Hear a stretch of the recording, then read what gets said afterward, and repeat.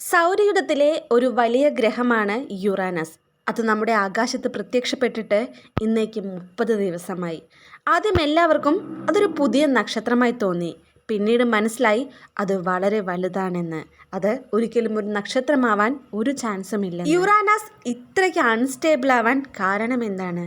എന്തുകൊണ്ടാണ് നമുക്ക് ഇത്രയും ദുർഗന്ധം ലഭിക്കുന്നത്? അതിൽ നിന്നും നമ്മുടെ ഗ്രഹവുമായി കൂട്ടിയിടിക്കാനുള്ള സാധ്യത എങ്ങനെ തടയാനാകും? നമുക്ക് നോക്കാം ഇന്നത്തെ വീഡിയോയിലൂടെ.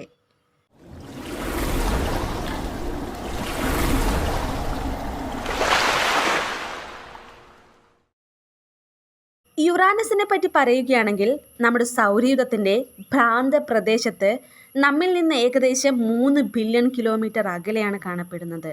എന്നിട്ട് അത് പെട്ടെന്ന് എങ്ങനെ നമ്മുടെ അടുത്തേക്ക് നീങ്ങാൻ തുടങ്ങി? അങ്ങനെ യുറാനസ് നമ്മുടെ അടുത്തെത്തിയാൽ അതാദ്യം മനസ്സിലാക്കുന്നത് ജ്യോതിശാസ്ത്രജ്ഞരായിരിക്കും.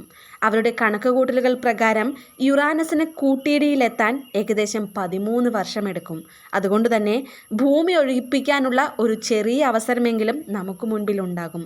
തണുത്ത നീലഭീമൻ്റെ മനസ്സിൽ എന്തൊക്കെയായിരിക്കും കാണുക ലക്ഷ്യം? ഇതൊരു സാധാരണ പ്ലാനറ്ററി ഡ്രില്ലായിരിക്കുകയില്ല.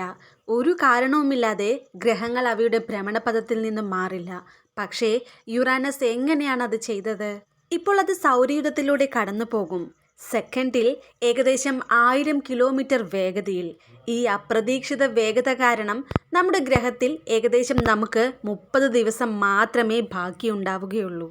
യുറാനസ് ഭൂമിക്കടുത്തെത്തിയാൽ അത് നമ്മുടെ രാത്രികളിലെ ആകാശത്ത് ഒരു നീല നക്ഷത്രം പോലെ തിളങ്ങും. എല്ലാ ദിവസവും അത് വലുതും തിളക്കമുള്ളതുമായി കാണപ്പെടും. നമ്മുടെ ആകാശം മനോഹരമായി കാണപ്പെടും. നമുക്ക് മറ്റൊരു കാര്യം അറിയാം.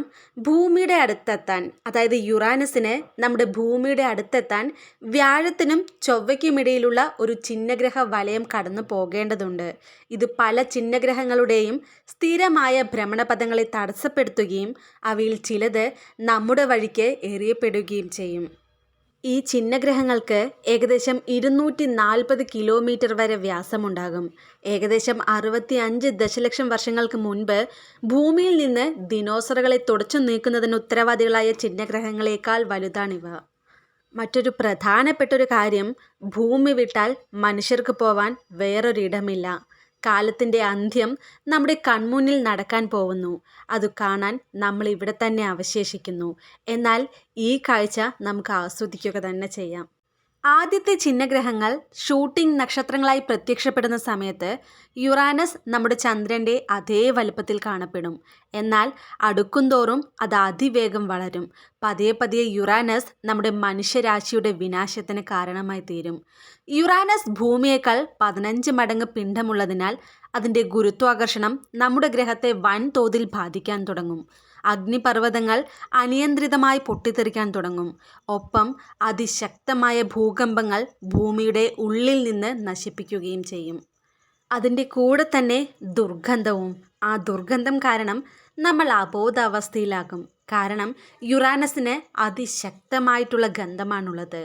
ഐസ് ബീമിൻ്റെ മുകളിലെ അന്തരീക്ഷം കൂടുതലും ഹൈഡ്രജൻ സൾഫൈഡാണ്.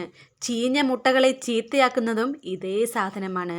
അഴുകിയ മുട്ടകളുള്ള ഒരു ഗ്രഹം ഭൂമിയെ വിഴുങ്ങുന്നതായി സങ്കല്പിക്കുക. എത്രമാത്രം ദുർഗന്ധമായിരിക്കും വമിക്കുക. പിന്നെ മറ്റൊരു പ്രധാനപ്പെട്ട കാര്യം, യുറാനസ് എന്തായാലും ഒറ്റയ്ക്ക് വരില്ല. ഒരു സവാരിക്കായി അത് തൻ്റെ 27 ഉപഗ്രഹങ്ങളെയും കൊണ്ടുവരും. ആ ഉപഗ്രഹങ്ങൾ ഭൂമിയെ എല്ലാ വശത്തു നിന്നും അറ്റാക്ക് ചെയ്തുകൊണ്ടിരിക്കും.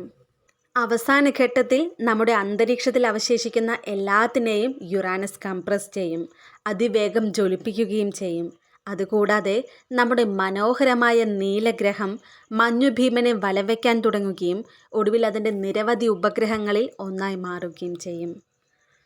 എന്നിരുന്നാലും യുറാനസിനും ഇത് വലിയൊരു ആഘാതം തന്നെയായിരിക്കും. യുറാനസിൻ്റെ ഭ്രമണത്തിന് കാരണം ഭൂമിയുടെ ഇരട്ടി വലുപ്പമുള്ള മറ്റൊരു ഗ്രഹവുമായി കൂട്ടിയിടിച്ചപ്പോൾ സംഭവിച്ചത് എന്താണെന്ന് നമുക്കറിയാം. അതുകൊണ്ട് തന്നെ നമ്മുടെ അയൽപ്പക്കത്തുള്ള ഒരേ ഒരു ഗ്രഹം യുറാനസ് ആണ്. നമ്മുടെ ഭൗമിക ഭവന ഫീച്ചർ ചെയ്യുന്ന ഈ ആഘാതം യുറാനസിനെ ഒരിക്കൽ എങ്ങനെ ആയിരുന്നോ അതിലേക്ക് തന്നെ തിരിച്ചുവിടും.